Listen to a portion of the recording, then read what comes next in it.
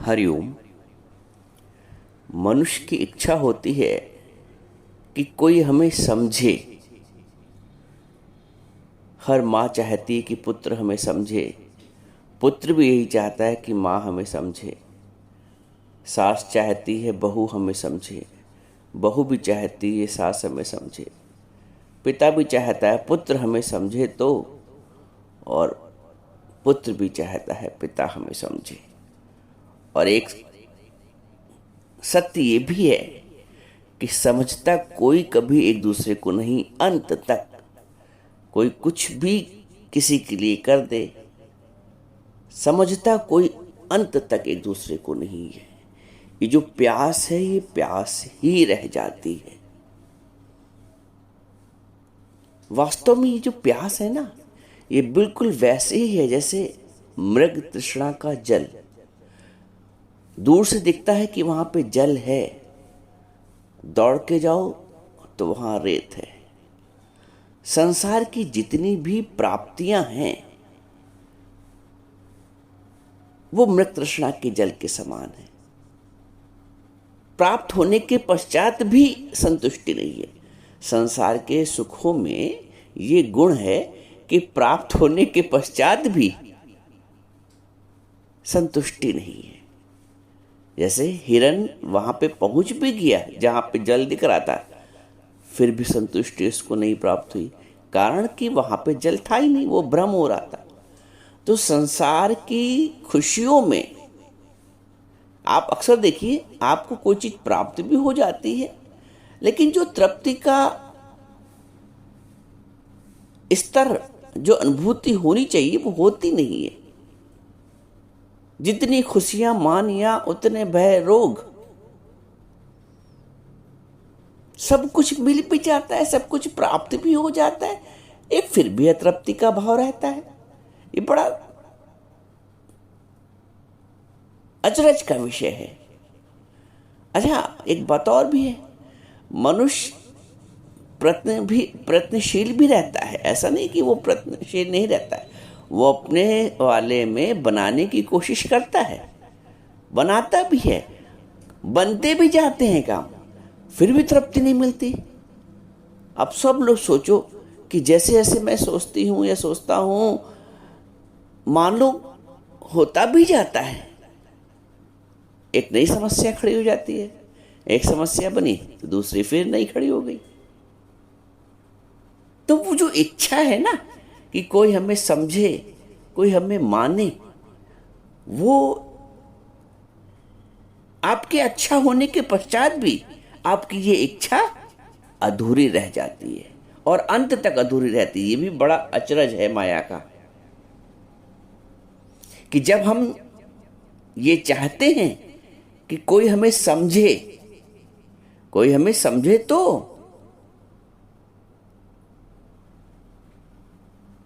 जब हम ये चाहते हैं कि कोई हमें समझे, अब आपको मैं इसका कारण बता रहा हूं कि कोई क्यों नहीं समझता है, कोई अंत तक क्यों नहीं समझ पाता है हमको, कोई स्तर पे वो क्यों नहीं पहुंच पाता है।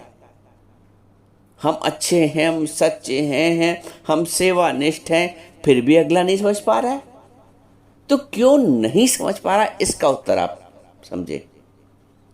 जब हम ये चाहते हैं कि कोई हमें समझे तो उस समय बस एक बात या एक प्रश्न अपने से पूछ लेना कि क्या हमने भगवान को समझा है।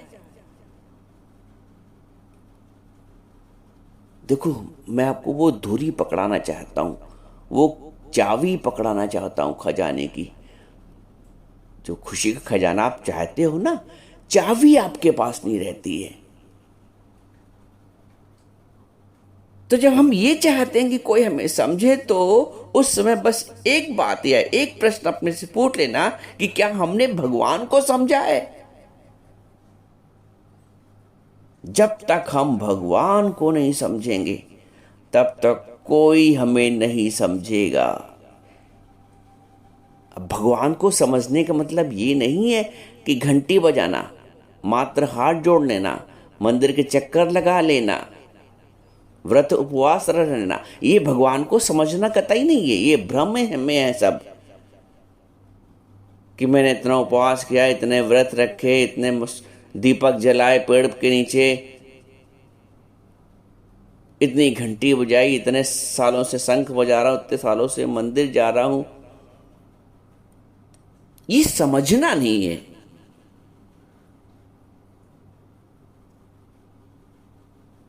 ये भगवान को समझना नहीं है। समझना क्या है?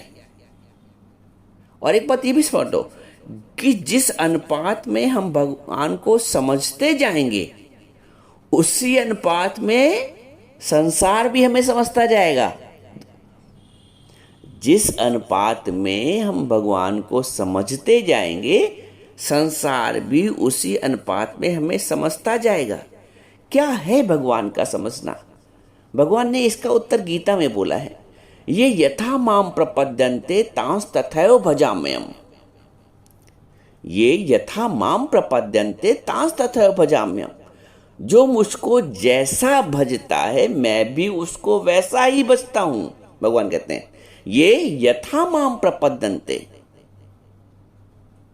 तांस तथैव भजाम्यहम्, और मैं भी उसको वैसा ही भजता हूं। तुम यदि घंटी बजा रहे हो बाहरी बाहरी, तो भगवान भी तुम्हारी घंटी बजा रहा है। तुम अगर चक्कर लगा रहे हो भगवान के मंदिर के आने जाने के, तो भगवान भी चक्कर लगवा रहा है। ये यथा माम प्रपद्यन्ते। लेकिन तुमने यदि भगवान को तत्व से जान लिया है, भगवान कहते हैं कश्चिन माम वेत्ति तत्वतः। कुछ ही लोग हैं जो मुझे तत्व से जानते हैं। ये सब भगवान बोल रहे हैं, कश्चिन माम वेत्ति तत्वतः। कुछ ही लोग मुझे तत्व से जानते हैं। देखो भगवान वही बात आ रही, समझने की बात करें। तुमने भगवान के जिस अनुपात में समझा है, संसार भी तुमको उसी अनुपात में समझेगा। क्या है भगवान को समझना? रोज गुरु बोलता है, know thyself and you will know God. Know thyself and then you will know God. क्या है ये अपने को जानना? क्या है ये भगवान को समझना? और अपने को समझना और भगवान को समझना एक ही बात कैसे है? ये आपका एक प्रश्न हो सकता है। बूंद यदि अपने आप को समझ ले तो सागर को भी समझ जाएगी।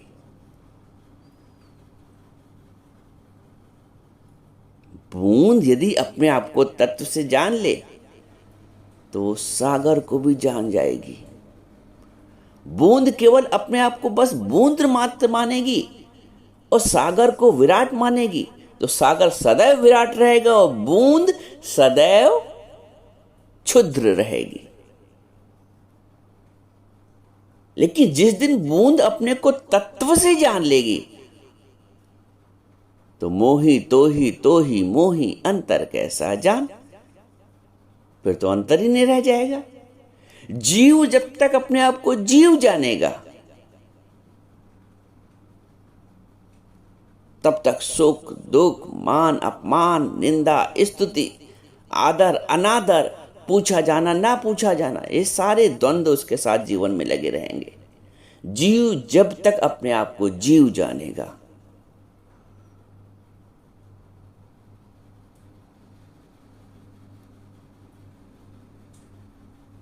नो दाई सेल्फ,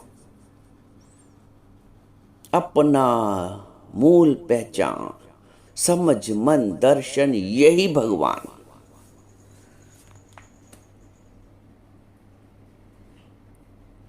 क्यों कहा गया है कि कस्तूरी की खुशबू उसकी नाभि में है हिरण की? ये सब उपमा, ये सब मिसाल प्रकृति ने क्यों दिए हैं? हम समझ ही नहीं पाते। सुन लिया, हाँ हाँ हाँ, मृग की नाभि में कस्तूरी होता है, वो बाहर ढूंढता है, बस यहीं से काम खत्म। ये प्रकृति ने मिसाल क्यों दी हैं? कस्तूरी कुंडल बसे मृग ढूंढे वन माहे,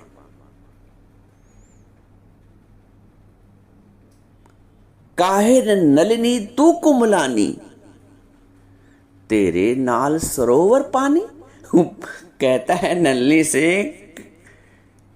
यानी कमल की उस डंडी से जो सदैव जल में रहती है, और फिर भी कुम्भला जाए तो आश्चर्य व्यक्त करता है भगवान, काहे रे नल्ली तू कुम्भलानी। अरे तेरे नाल सरोवर पानी, तेरी नाल में पानी ही पानी है और फिर भी तू कुम्भला रही है। यही हालत मनुष्य की है। आनंद स्रोत बह रहा पर तू उदास है। अचरज जल में रह के भी मछली को प्यास है। बड़ा अचरज है कि मछली जल में है फिर भी प्यासी है। जल में मीन है प्यासी, मोहे सुन सुन आवे हांसी। जल में मीन है प्यासी, मोहे सुन सुन आवे हांसी। तुम आनंद के स्रोत में बैठे हो, भगवान कहता है मनुष्य से, और उदास हो। उदास इसलिए हो कि तुमने उस आनंद के स्रोत को जाना नहीं है, पहचाना नहीं है। ये यथा माम प्रपद्यन्ते तांस तथैव भजाम्यहम्। जो जैसे मुझको जानता जाता है मैं भी उसको वैसे ही बसता जाता हूं। चक्कर काटना ईश्वर को जानना नहीं है। आना जाना दौड़ दौड़ के तीर्थ करना ईश्वर को जानना नहीं है।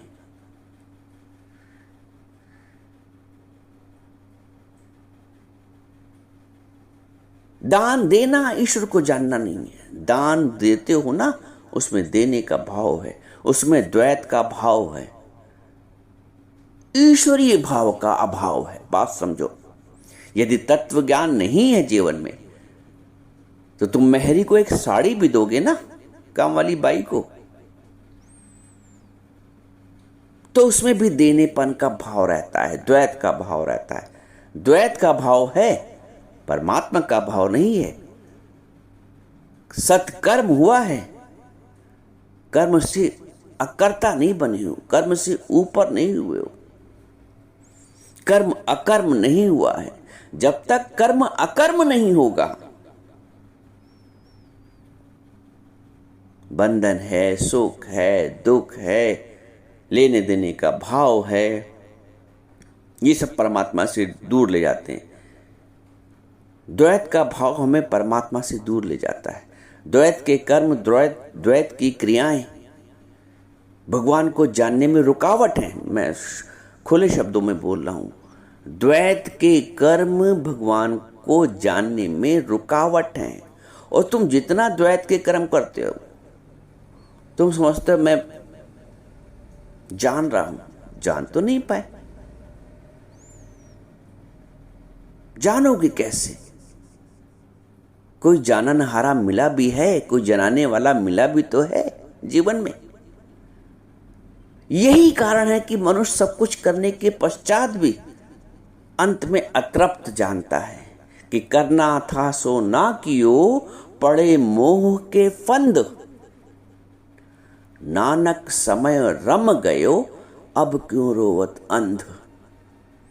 नानक उसको एक तरह से गाली दे रहे हैं कि करना था सो ना कियो। जो तुम्हें करना था,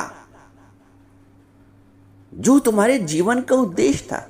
जीवन का उद्देश्य ये थोड़ी खाई भोजन जनी औलाद, ये तो पशु भी जाननहार। नानक कहते हैं करना था सो ना कियो, पड़े मोह के फंद। मोह के फंद में पड़ गए। नानक समय रम गयो, अब तो समय चले ही गया। सारे बाल सफेद हो गए, कमर भी झुक गई, घुटने भी नहीं काम कर रहे हैं, दांतों के दर्द से परेशान है, बिना चश्मे को दिखता नहीं है।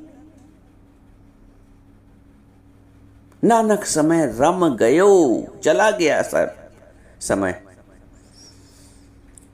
अब क्यों रोवे अंध। एक गहरा प्रश्न है। सारा जीवन कहां चला गया? किस फाय फाय में चला गया? किस हाय हाय में चला गया? दुनिया के काम बनाने बनाने बनाने बनाने बनाने में खुद मिटते गए। मिटे भी कैसे? अहम नहीं गया, अहम तो और बढ़ता गया। शरीर से मिट गए, मन बुद्धि से मिट गए, थक गए। अब मुझसे नहीं होता, मैंने बहुत किया, थक गए मन बुद्धि से। क्योंकि मन और बुद्धि को थकाया कहाँ है भैया, प्रश्न ये पूछो, कहाँ थकाया मन और बुद्धि को? फिर कहते हो थक गए, अब नहीं होता हमसे। अपनी ऊर्जा, अपनी चेतना शक्ति तुमने गलत दिशा में लगा दी। इतनी ऊर्जा का स्रोत तुम्हारे पास है आरंभ से लेके, तुमने उस ऊर्जा का प्रयोग गलत किया।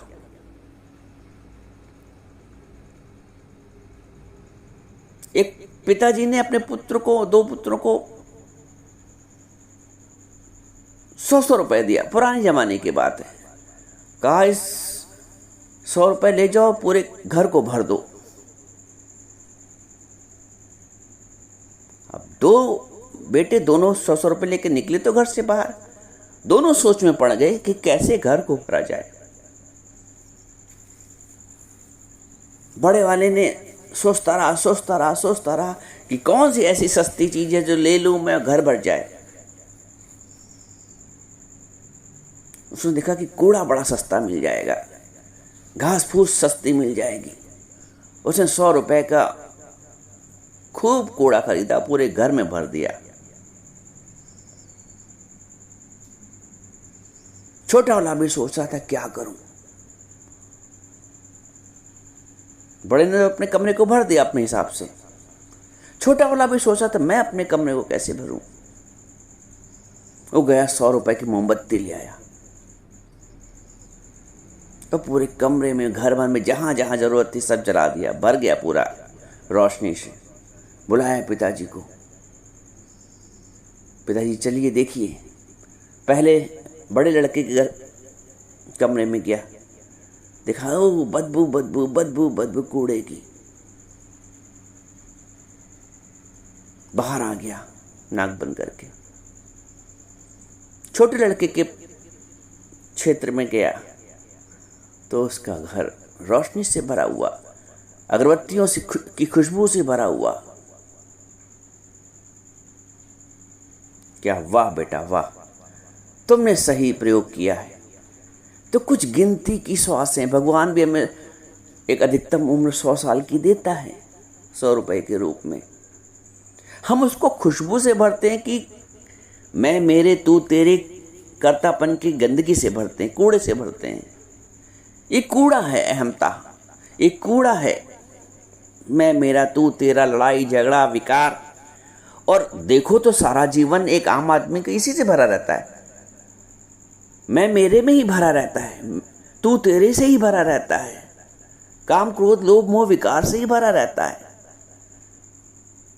कहां प्रकाश, ज्ञान के प्रकाश से भरता है तुम्हारा कमरा? कहां अगरबत्तियों की खुशबू से भरता है? वो जो ज्ञान का प्रकाश है, वो जो प्रेम की अगरबत्ती की खुशबू है, ये बिना ज्ञान नहीं आती, ये बिना सतगुरु नहीं आती। और तुम सारा जीवन कूड़ा भरा करते हो और फिर चाहते हो कि मैं प्रसन्न रहूं और अगले मुझसे प्रसन्न रहें, दुनिया वाले भी मुझसे प्रसन्न रहें। तो ना तुम ही प्रसन्न हो पाते हो, ना दुनिया वाले तुमसे प्रसन्न हो पाते हैं।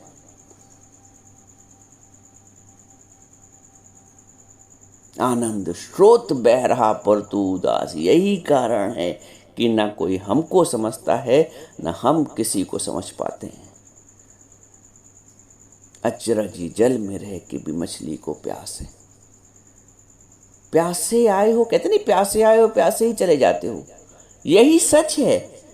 ज्ञान, तत्व ज्ञान के अभाव में तुम्हें ज्ञान तो बहुत मिल जाता है, बुद्धि का, बड़ा बनने का, श्रेष्ठ बनने का ज्ञान तो बहुत मिल जाता है।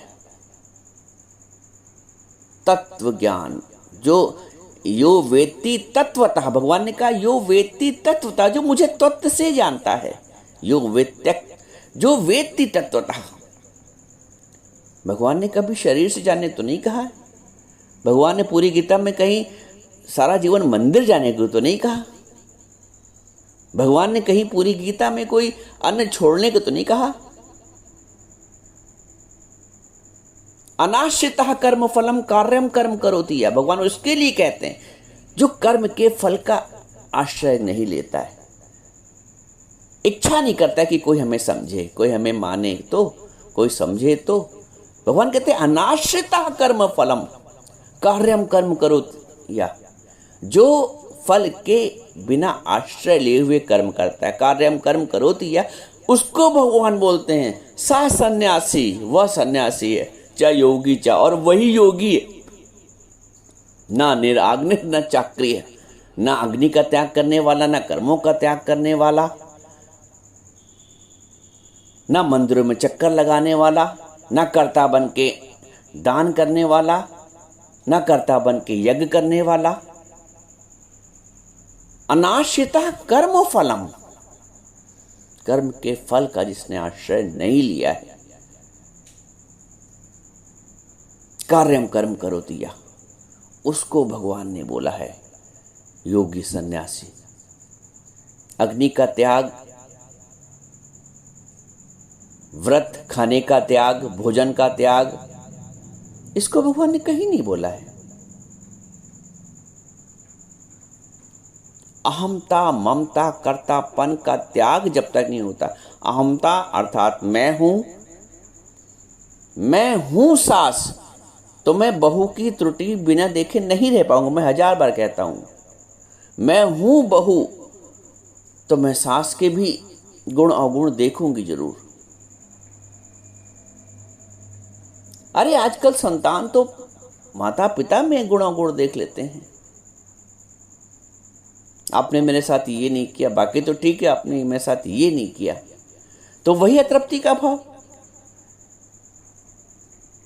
वही मृग तृष्णा कि जीवन भर हम दौड़ते भी रहे मृग की तरह और पानी अंत तक नहीं मिला। क्योंकि पानी मिला क्यों नहीं, पानी इसलिए नहीं मिला क्योंकि वो हमारा भ्रम था, पानी था ही नहीं। तो संसार में सुख, जो आनंद की हमें तलाश है, उस सब कुछ हम करते जाते हैं सबके लिए, लेकिन तब भी कोई खुश नहीं रहता है, तब भी लोगों का स्वभाव मेरे प्रति बदलता नहीं है, क्योंकि वो रूखा रूखा वर्तन हो रहा है, वो तत्व ज्ञान के अभाव में वर्तन हो रहा है। वर्तन का मतलब व्यवहार। जिस तुम तत्व ज्ञान से भीग जाते हो, मैंने बताया ना उस दिन, कर्म, खाली कर्म का मतलब है सूखा आटा। जरा सी हवा चली, वो बह गया, उड़ गया हवा में आटा।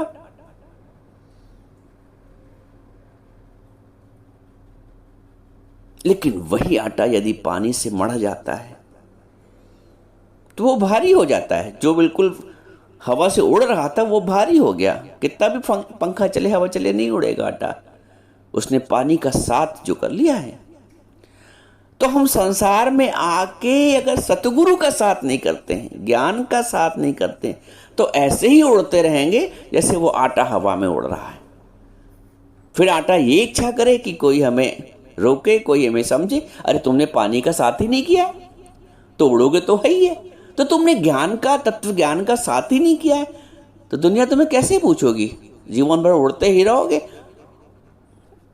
और जीवन समाप्त हो जाता है। तो कोई हमें समझे इससे पहले हम भगवान को समझे, हम तत्व से उसको जाने। जिस अनुपात में हम परमात्मा को आत्मसात करते जाएंगे, संसार हमें आत्मसात करता जाएगा। ये है कुंजी सफलता की, आनंद की, प्रेम की, जीवन की कुंजी।